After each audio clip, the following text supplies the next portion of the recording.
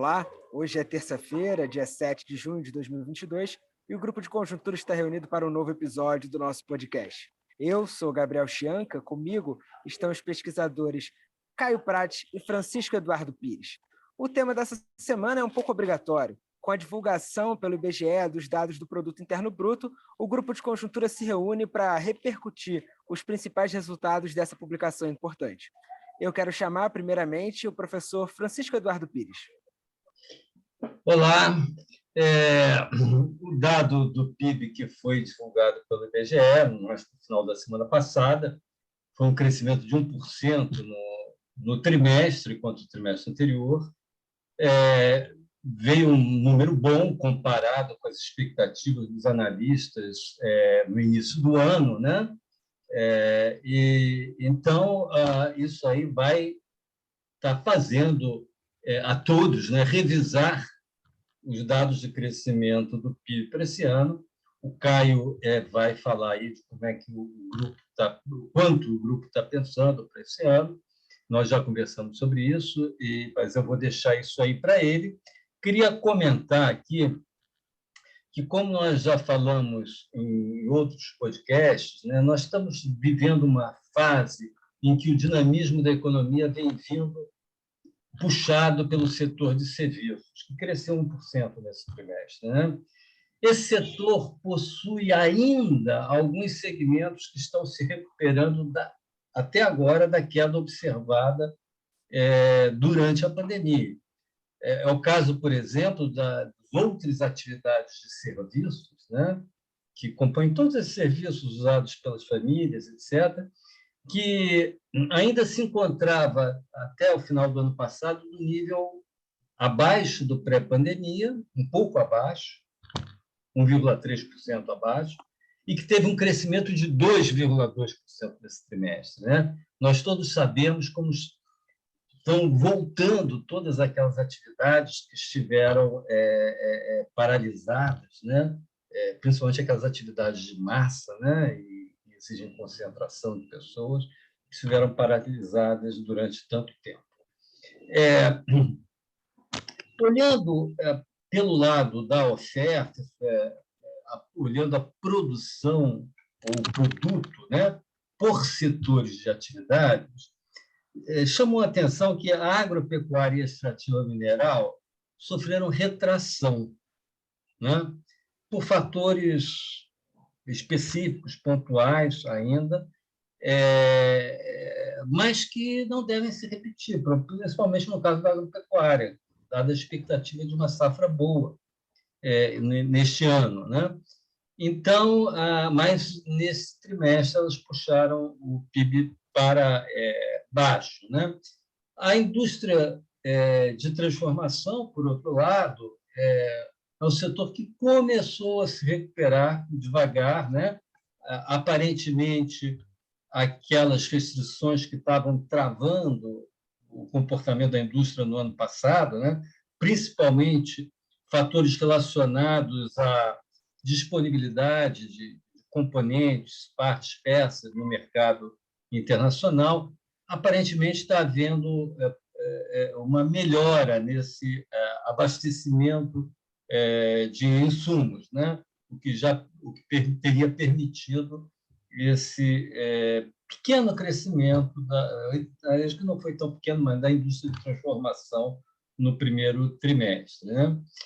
Se a gente olha, mudando foco para o lado da demanda, olhando aí os componentes, o PIB já não pelo lado da oferta, mas pelo lado da demanda, o consumo das famílias continuou se expandindo, ele já vinha se expandindo, continuou se expandindo a um ritmo bastante satisfatório, 0,7% nesse trimestre, que é mais ou menos o que atuado, o ritmo em que ele já vinha nos 2 trimestres anteriores.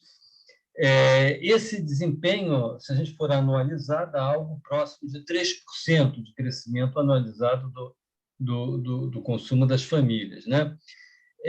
Não por acaso, esse crescimento está muito próximo do crescimento da massa salarial real nos últimos 4 trimestres. Eu comentei isso aqui no podcast anterior, usando os dados da PNAD, que quando a gente usa não o rendimento habitual do trabalho, mas o rendimento efetivo do trabalho, né, aquele que realmente as pessoas receberam, né,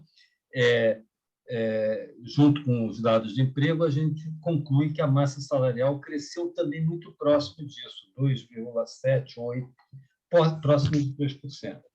E, então, acho que é muito consistente com o dado de emprego. Então, o consumo está, até agora, sofro, indo bem. O pior resultado pelo lado da demanda, e esse sim inspira um acompanhamento cuidadoso, foi o comportamento do investimento. A formação bruta de capital fixo caiu 3,5% no trimestre, né? Bom, seria precipitado a gente dizer que tirar conclusões a partir de dados de um trimestre, né? Porque esse dado, o investimento vinha surpreendendo, né, em termos de bons resultados, chegou a alcançar 19,2% do PIB em 2021, que foi o nível mais alto dos últimos 7 anos. Então, um trimestre, será que muda ou não? Né? De todo modo, é um sinal amarelo. A gente precisa prestar atenção e vamos acompanhar esse comportamento do investimento daqui para frente com lupa. Né? Agora, esse mau desempenho foi explicado basicamente pelo comportamento da demanda por máquinas e equipamentos, já que a construção civil continuou positiva, né?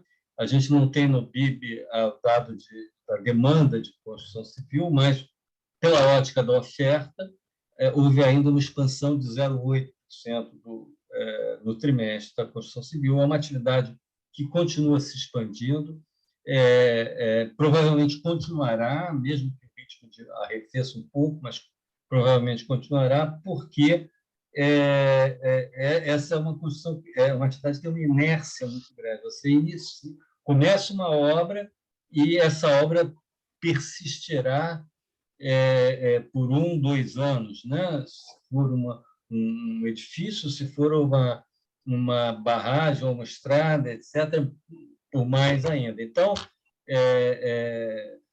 atividades de construção que começaram ainda num período de juros baixos ainda estão prosseguindo, né? Toda a demanda em 2021 ainda estará impulsionando esse setor em 2022, mesmo que, ao longo desse ano, mesmo que o ritmo arrefeça um pouco. A produção de bens de capital, por sua vez, teve uma queda de 2%. Então, a construção civil subiu, a produção de bens de capital caiu, mas caiu 2%. Esses dois números estão longe de justificar uma queda de 3,5%. Então, o principal componente foi mesmo a importação de bens de capital, né? Mas, voltando aqui aos dados de produção, quando a gente olha os dados de produção de bens de capital desagregados por setor de utilização, aí a gente tem uma ideia aqui de quem pode estar, eventualmente, investindo mais ou menos em máquinas e equipamentos. E aí o que se percebe, o IBGE divulga essa informação, é que o segmento de bens de capital que está puxando para baixo o investimento em máquinas e equipamentos é o segmento de bens de capital seriados para a indústria, né? Tornos, máquinas vendidas de forma produzidas em série, né? E para a indústria. Enquanto que a venda de bens de capital para a construção civil, para o setor elétrico e para a construção civil continuam fortes, continuam crescendo bem. Então, a gente tem que olhar, observar essa coisa da indústria, acompanhar. E para o agronegócio, não é, Francisco? E para o agronegócio, desculpe, me falhou essa. O agronegócio acho que foi o que mais expandiu, né? A venda enfim, o agronegócio, com toda o crescimento da demanda internacional, dos preços internacionais, beneficiou muito o agronegócio, que está aproveitando para investir em máquinas, equipamentos, tratores, colheitadeiras, etc. Né? Enfim, se a gente olha para os resultados do PIB trimestral, a gente vê que eles trouxeram boas notícias em termos de desempenho, mas também algumas nuvens, poucas, mas carregadas, né, em alguns setores específicos, de preocupação. Eu vou passar agora aqui para o Caio, que vai comentar um pouquinho a partir do que está acontecendo, as perspectivas aqui para o futuro próximo. Tá certo, Francisco. Bom, eu vou fazer alguns comentários sobre o desempenho do PIB, mas me concentrando basicamente em dois aspectos. Primeiro, essa revisão expressiva para cima que vem sendo feita para o desempenho, o crescimento esperado do PIB nesse ano, a partir do bom desempenho do primeiro trimestre e também porque já pelas indicações preliminares do segundo trimestre também se espera uma quantidade de crescimento. Há uma divergência dos analistas sobre a magnitude do crescimento, mas amplamente majoritária a posição de que haverá crescimento no segundo trimestre. E isso desencadeou essa revisão para cima. A maioria dos analistas está projetando um crescimento entre 1 e 1,5 esse ano. Os mais otimistas, entre os quais nosso grupo se inclui, estão esperando algo no intervalo 1,5 a 2. Então, eu vou fazer alguns comentários sobre essas projeções. Uma segunda questão que eu vou tratar é esse descolamento que está havendo muito significativo entre, por um lado, uma piora acentuada e que ainda está em curso, né, das condições financeiras, com o aumento da taxa Selic, aumento dos juros futuros, isso tudo num contexto de inflação muito elevada, e as condições financeiras apontando para uma contenção da atividade econômica, e, de outro, um desempenho efetivo do PIB indo na direção oposta, de, inclusive, uma aceleração na margem. E isso também acompanhado de resultados positivos, também surpreendendo positivamente do lado do mercado de trabalho. Então, vou procurar discutir esse aspecto também desse descolamento, se ele vai prosseguir, ou se, enfim, o que a gente pode esperar daqui para frente. Em relação às projeções, o que eu queria chamar a atenção é que esse crescimento de 1% do primeiro trimestre contra o quarto trimestre do ano passado, ele vem na esteira, se segue a um crescimento revisto na nova série do PIB com ajuste sazonal, o crescimento revisto para o quarto trimestre contra o terceiro, ele passou para ser 0,7%.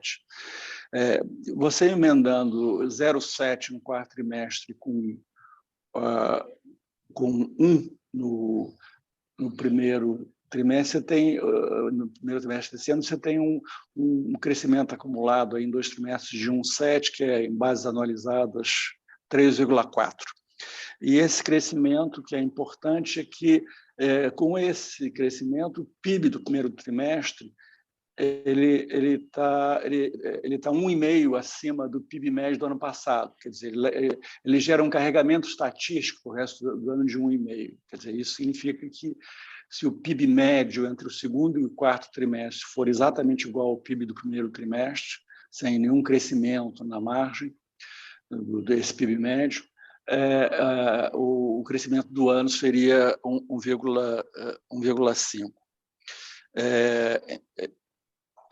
Isso significa que, para o PIB crescer entre 1 e 1,5, como é a projeção da maioria dos analistas, o que está implícito nisso é um PIB médio entre o segundo e o quarto trimestre abaixo do PIB do primeiro trimestre. Teria uma queda do PIB, um PIB médio inferior ao do primeiro trimestre para acontecer isso que a maioria dos analistas está prevendo.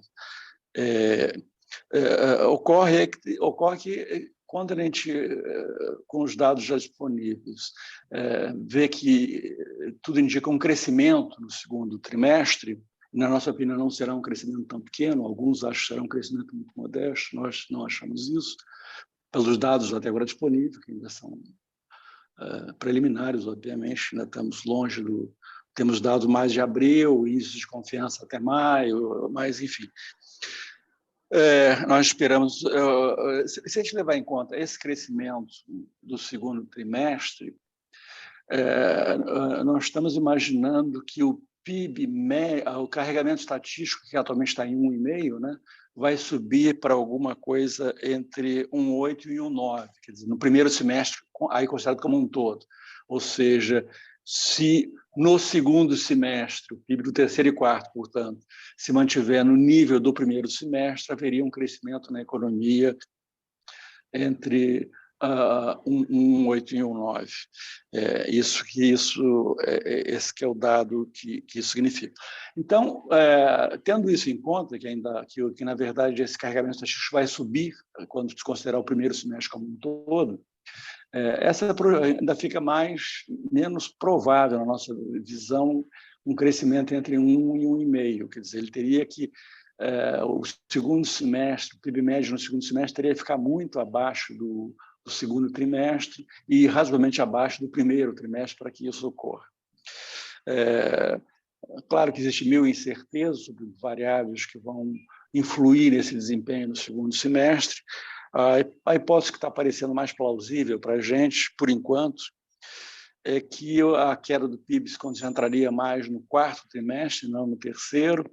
Ele pode até cair, chegar ao quarto trimestre um pouquinho abaixo do primeiro trimestre, isso é um cenário possível, mas a gente está trabalhando com um crescimento no ano de 1,7, 1,8, na verdade. Então, nessa faixa.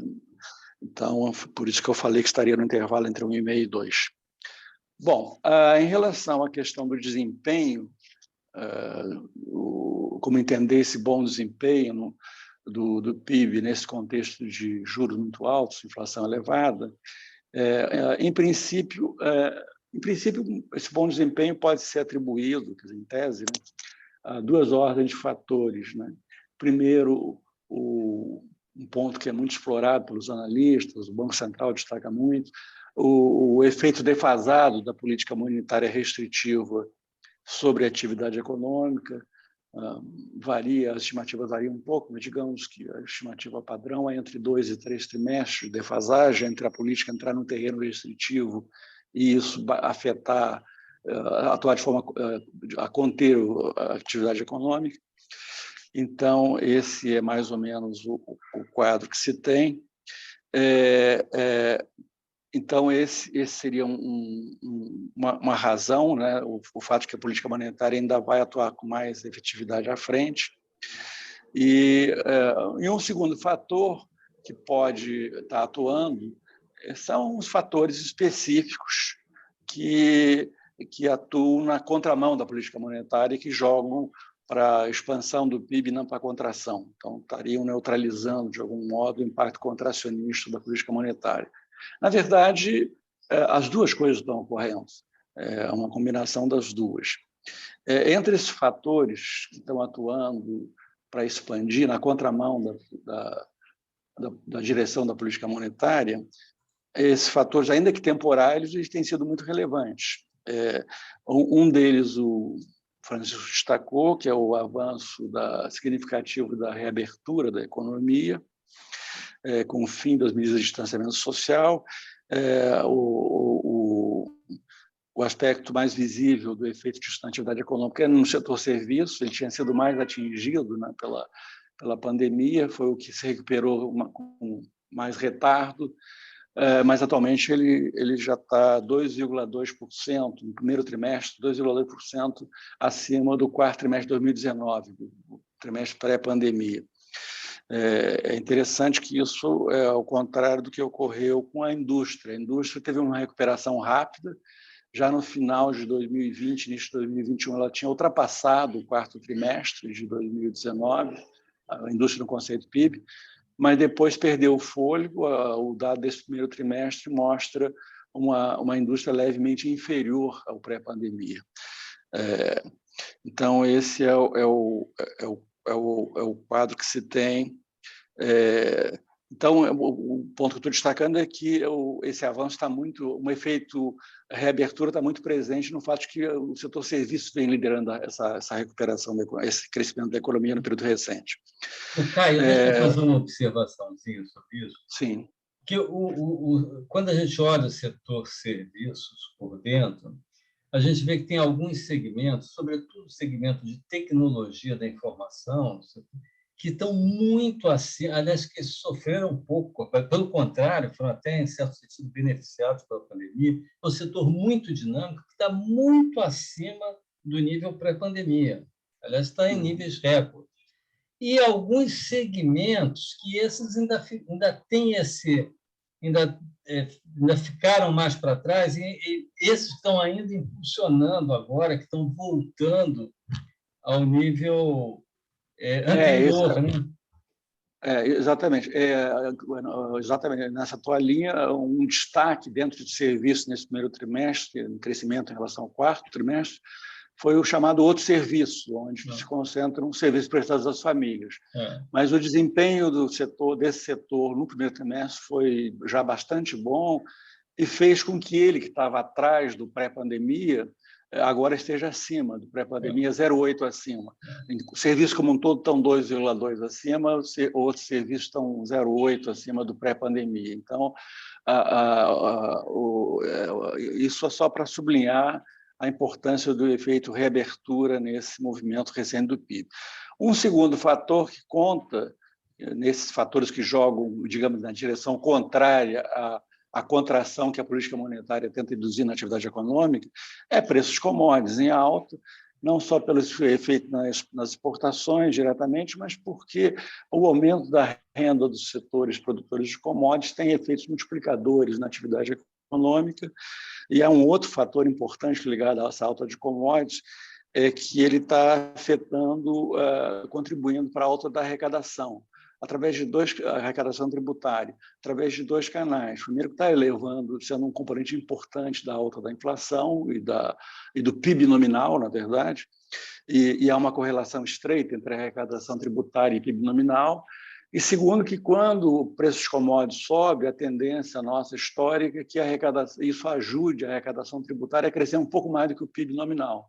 Então, seja pelo efeito PIB nominal, seja pelo efeito crescer acima do PIB nominal ligado a preços de commodities, o que acontece é que a arrecadação tributária está subindo, o que abre espaço para uma coisa que está acontecendo, aumento de gasto público dos estados e municípios, até do governo federal, que mudou a regra do teto e, com isso, pôde gastar mais do que a regra do teto na sua formulação original permitiria. Então, tem todo um espaço ligado a preços commodities que bate na questão abrir espaço para o gasto público. Então, esse é um fato, um aspecto que eu queria destacar. Entre esses fatores mais específicos, entre estímulos temporários, fiscais e de outra natureza que estão ocorrendo, bom, como eu já falei, que é esse aumento de gastos viabilizado pelo aumento da arrecadação tributária. Outro também ligado ao aumento da arrecadação tributária são as desonerações tributárias, que estão se tornando cada vez mais, e agora está sendo discutida uma mega desoneração, né, por conta de combustíveis. Está na pauta atual da discussão do governo com o Congresso, e também isso viabilizado exatamente, em última análise, o espaço fiscal está dado pelo aumento da arrecadação tributária. Então, você tem esses estímulos fiscais, desse lado, aumento de gasto, que eu tinha me referido, desoneração tributária, e medidas pontuais que estão afetando basicamente o desempenho no segundo trimestre. Depois a gente vai saber como foi afetado positivamente o desempenho por essas medidas, que é a liberação dos saques do FGTS, a antecipação do 13º para aposentados, uma ampliação significativa do acesso ao crédito consignado, beneficiando as famílias mais pobres e assim por diante. A questão toda é que esses estímulos, esse conjunto de estímulos são estímulos temporários, quer dizer, gradualmente, embora seja difícil prever exatamente em que momento eles vão começar a perder mais força e ter menos impacto positivo sobre a atividade, mas eles gradualmente vão sair de cena. Então, isso é uma questão que se coloca e joga nesse cenário de um segundo semestre pior, nossa hipótese, principalmente o quarto trimestre pior. Além dessa questão da saída de cena desses fatores que temporariamente estão se contrapondo à política monetária na direção. Sim, outro fator é o fator sempre destacado pelo Banco Central, é que o aperto das condições financeiras, que, aliás, continua em curso, né? Selic, juros futuros continuam com viés de alta, vão ter um efeito defasado. Esse efeito tende a cada vez mais, à medida que vai se aproximando mais para o final do ano e entrando em 2023, a serem muito mais efetivos. Então, a saída de cena de estímulos temporários e a eficácia muito maior da política monetária contracionista sobre a atividade é essa combinação de fatores que se leva a uma visão mais pessimista sobre o semestre à frente. Mas há mais fatores que a gente tem que levar em conta sobre isso. Quer dizer, o cenário externo é uma coisa-chave aí. O cenário externo, dado esse quadro de inflação alta, a expectativa generalizada é que continue um aperto das condições financeiras, aperto da política monetária no mundo, em particular nos Estados Unidos, o aperto conduzido pelo Fed, que tende a ter um impacto muito grande no preço dos ativos, de um modo geral, no mundo. Isso tende a ocorrer, dada a permanência de uma inflação muito alta. Então, e esse quadro de aperto das condições financeiras do mundo tende a ser acompanhado por uma desaceleração que até agora não é muito visível, mas que tende a ocorrer a partir do segundo semestre e entrando em 2023 da atividade econômica, do crescimento global. Isso tende a ocorrer, e isso, em geral, tende a vir acompanhado de alta. O mundo nessas condições, de aperto das condições financeiras dos Estados Unidos e tal, desaceleração da economia mundial, tende a vir acompanhado por aumento, por valorização do dólar no mundo, por queda de preços de commodities. A única coisa que pode eventualmente inibir essa queda de preços de commodities é se continuarem havendo restrições de oferta muito poderosas, como por enquanto continua ocorrendo, em particular em petróleo. Isso pode se contrapor à queda de preços de commodities induzida pela desaceleração da economia mundial. Mas a tendência, ainda mais levando em conta que dentro dessa desaceleração da economia mundial, a China vai ter tudo indica que vai ter um papel relevante, como sendo um dos países que mais vai desacelerar em relação ao que cresceu o ano passado. Então, a tendência é uma tendência de queda de preços de commodities. E essa combinação de dólar em alta e preços de commodities em queda, se elas se confirmam, tudo isso, e o mundo crescendo menos, essa combinação de fatores é uma combinação particularmente negativa para economias emergentes como o Brasil. Então, a gente tem esse conjunto de fatores, né? Reversão dos efeitos, dos estímulos temporários, cenário internacional adverso, efeito defasado da política monetária, e chamaria para finalizar a atenção para duas coisas. Quer dizer, primeiro, a tendência é que a gente tenha uma desinflação mais lenta do que a maioria dos analistas ainda espera, e isso significando uma persistência maior, uma duração maior de um período mais prolongado de juros altos na economia brasileira, o que é obviamente negativo para a atividade econômica. Essa persistência da inflação, em certa medida, é a contraface negativa exatamente do que a gente está falando de bom no início, do bom desempenho do PIB e do desempenho muito bom do mercado de trabalho no período recente. As duas coisas tendem a dificultar o combate à inflação, embora sejam boas em si mesmo, elas têm esse efeito negativo que afeta o crescimento à frente. Uma coisa é o crescimento ocorrer, o mercado de trabalho se fortalecer num contexto de inflação bem comportada, contida. Outra coisa é no contexto atual, onde a inflação está muito alta. Então, isso cobra um preço. É uma boa notícia, mas cobra um preço adiante. Finalmente, um fator, aí para encerrar, um fator que tende também a prejudicar, entrar mais em cena a partir de agora e atuar negativamente para as condições financeiras da economia brasileira e, portanto, para o crescimento, via seu impacto em juros, futuros, câmbio, etc., é a incerteza fiscal. Quer dizer, a incerteza fiscal ela tende a ganhar uma dimensão maior a partir de agora. Em primeiro, porque não se tem a menor ideia do que será a política, o arcabouço fiscal, a condução da política fiscal no próximo governo. Então, isso é um fator por si só de incerteza. Em segundo, a todo o efeito dessas exonerações tributárias que a gente não sabe onde vão parar, que o governo Bolsonaro está fazendo, e a gente não sabe como é que isso vai bater que herança fiscal isso vai deixar para 2023. Então, tem outra coisa que é a trajetória da dívida pública PIB, que houve uma queda da dívida pública muito forte no PIB no ano passado, e esse ano é bem possível que haja uma pequena queda adicional, quase perto da estabilidade, com um viés de pequena queda. Isso vai começar a ser revertido ano que vem. Então, a gente vai ter um quadro de volta à trajetória de crescimento da dívida pública PIB. Então, é todo um quadro que nos sugere o seguinte, que as condições de entrada da economia em 2023 vão ser muito desafiadoras. Quer dizer, parece bem provável que a gente tenha uma queda do PIB no quarto trimestre, e que o PIB do quarto trimestre acabe ficando abaixo do PIB médio desse ano, que significa um carregamento estatístico negativo para o ano que vem, ao contrário do que a gente vem tendo nos últimos 2 anos. Então, isso é uma coisa que tem que se levar em conta, e a gente vai ter um quadro de inflação e juros muito elevados ainda. A inflação em queda, os juros caindo mais lentamente que a inflação, que significa juros reais muito altos, como um fator de inibição do crescimento. Tudo isso vai estar operando,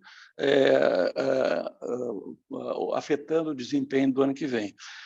E para encerrar mesmo, entre os vários desafios que o próximo governo vai ter, nesse quadro todo, diria que a premissa maior vai ser, para um desempenho razoável ano que vem, vai ser o governo conseguir mostrar um compromisso muito forte, muito crível com o fiscal, com a questão fiscal, definindo um arcabouço fiscal que seja crível no sentido de controlar a dívida pública à frente, e, nesse sentido, reforçando aquilo que é o fundamento da economia brasileira mais frágil atualmente, que é o fiscal.